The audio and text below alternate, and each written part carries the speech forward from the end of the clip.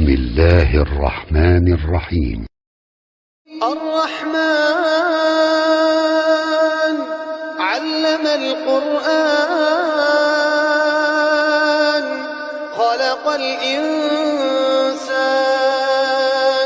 علمه البيان الشمس والقمر بحسبان والنجم والشجر يسجدان والسماء رفعها ووضع الميزان